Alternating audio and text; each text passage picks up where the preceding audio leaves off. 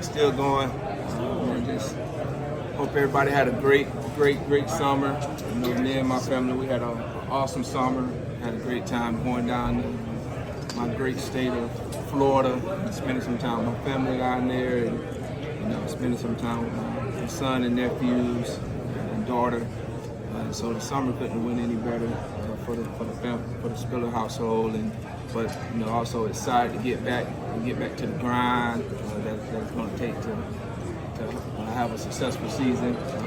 It's been great, and hopefully you guys had a great summer too as well. Hopefully you was able to get away and spend time with some of your families, because that's the thing that I have learned, over these last 6 years. I can say is that, man, you can't replace family time, and so I was very conscious and very intentional about how I was going to spend my time this summer. So I just encourage y'all, man, just to do the same thing. I mean, I know we all have a huge responsibility to do as far as job-wise, but never substitute that for family time, because those are the memories that you can't get back. And so you want to try to make as many as you possibly can. But glad to see some of y'all faces. It's always great. This day is always awesome because you get to talk about football and about your position group and all that stuff. So it's always awesome to be here amongst y'all. So thank y'all for what y'all do. Coach, from the spring game to now, throughout that summer that you talked about, what was the one thing you felt like was your position group that you really wanted to improve on over the summer? Over the summer, I mean, I think as a whole, I think it was just continuity and brotherhood. I mean, obviously, individually, I gave each and one of those guys what they needed to improve on. But as a group, I really wanted this group to really focus in on that brotherhood and cohesion, because we're going to need everybody. I mean, I know that's probably just some words that people say, but I truly believe that, especially at the running back position, because you just never know when it's going to be your time. And the biggest thing that you can't have is you can't have jealousy. That's been my number one thing since Coach Sweeney named me the running back coach. Is that we cannot have jealousy in the room, because I think once jealousy creeps in your room, man, it just derails everything else. And so that's always a topic of discussion. But I think the biggest thing for me was just having those guys really spend time with each other and get to know them, because you got to get to know someone to really understand what's their makeup. And so that brotherhood and then just that cohesionness, that was a big topic for us. How have the guys been able to keep all that together with everything that's went on the last couple of weeks? I'm not going to get into a whole lot of it because it is what it is, but how have you been able to keep the running back together with adversity like that? Yeah, I mean, you just talk through those things. You can't shy away from it. You can't act like it's not out there. And so you talk through it and you let them get it off the chest, and then you just move on. And the biggest thing that I always tell people, especially in my room, is that, man, we got to have a horse mindset. And I love watching horse racing. And if you ever watch them, they always have blinders on. And it's a reason that they have the blinders on. So they can't see what's going on the left or the right. They just stay focused straight ahead. And so, we can't control those outside stuff. We got to control the internal stuff and, control what you can control, and then let everything else. I mean, it just happens. And so those guys, they understand that. They're appreciative of that, and they came every day this spring and worked hard, and then they done had a great summer. I haven't had any bad reports of those guys not handling their business. And so all those guys know what it's going to take to be successful individually, and then they know what it's going to take to be successful as a group. And so we just set some goals for the summer. All right, so gotta ask. This is off the record, not football. Off the record, I got like 100 cameras in front of me. You talk about non-football related. All right, let's go that route. You talk about so CJ Spiller retires. Talk about blinders, horse racing stuff. Or we got a future Kentucky Derby guy in our future right here. Who, me? Yeah, I think we do. Where I'm from, I'm really in horse country land. Ocala, Florida is like 30 minutes from my hometown.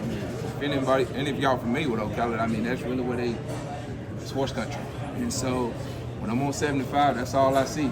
And so that's one of my bucket lists. I've never been to the Kentucky Derby, but that's a bucket list of mine. And so one of these days, I'm gonna make my way over there to watch it because I just love it, man. I think it's thrilling, it's exciting. I mean, every year I watch it. If I don't get a chance to go next year, I'm gonna have a theme party at my home, and so I mean, I just love it, man. You just see those beautiful thoroughbreds just get out there and just go, and it's always that one horse that nobody thought would win. Right? Everybody always, in every sport that you always gonna have favorites, but it's gonna always be that one that nobody really understands, and it's gonna shock everybody.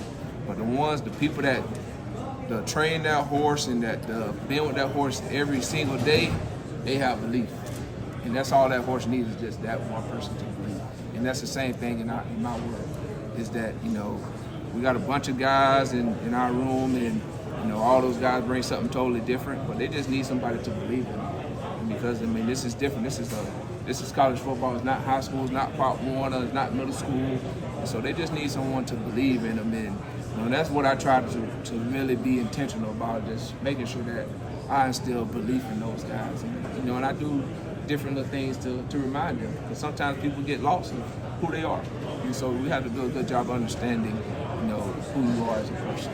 Is there one guy in that running back room right now that is starting to break away just a little bit, separate themselves? I mean, they all have done a great job, honestly. I think I wouldn't say they're just out there, running like secretariat right now.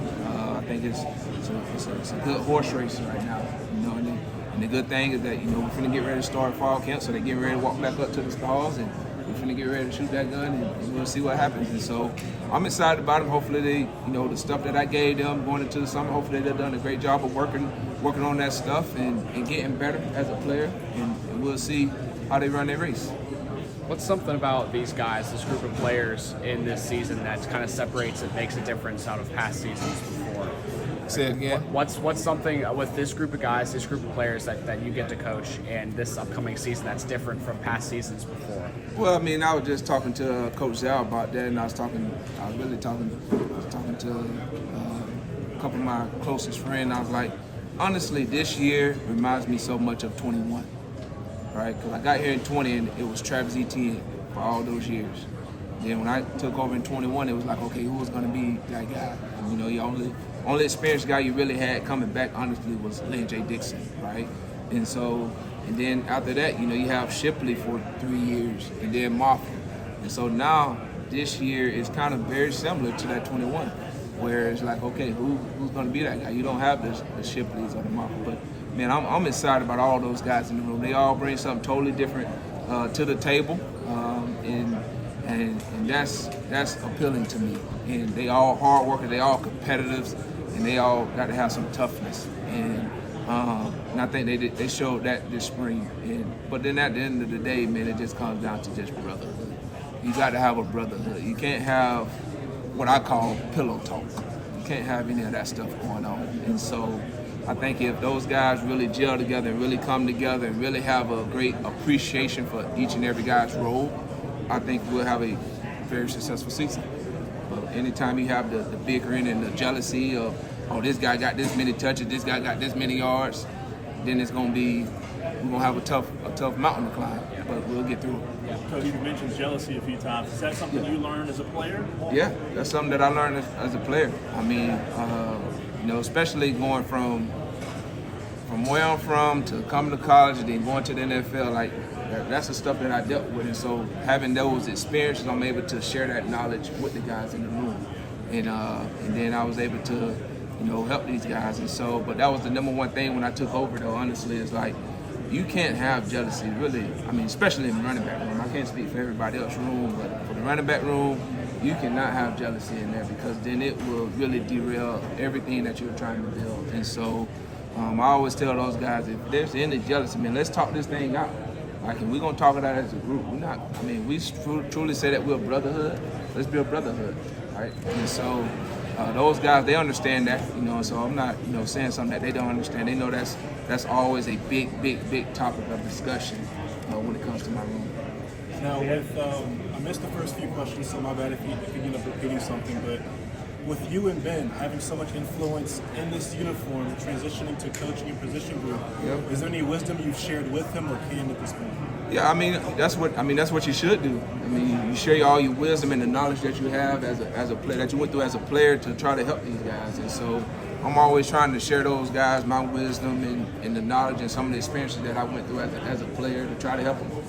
And hopefully, everything I say probably ain't gonna stick with them, but hopefully it's one thing that'll stick and help them become a better player. And so I think each and every day I try to do that with my guys. Have you had a moment to reflect on last year, getting inducted in the Ring of Honor and seeing your name up there at the stadium, that moment? Have you taken that in yet, or how's that sit? I think maybe one day I did. Honestly, it was a great moment. I had a bunch of family and friends in town for it. It's something that it was just one of those goals that I wrote down when I was 6 years old. Honestly, and so to just really see one of those goals come to fruition in life, it was special. And so that's why I'm a huge believer into goals, and not just goals, but writing down your goals. Because it's one thing to have goals, but it's another thing to write it down. So that way you can see it on a day in and day out basis. All right, and so that's what I try to tell my guys. Okay, what's your goals? And then they'll tell me. I'm like, okay, did you write it down? Because I need you to look at it every day. And then you have to ask yourself at the end of the day, did I become one step closer to achieving that goal? And so that was one of my goals. Not saying that get my name on the stadium. It was just one of my goals was to be one of the best ever to play whatever college I went to at the time.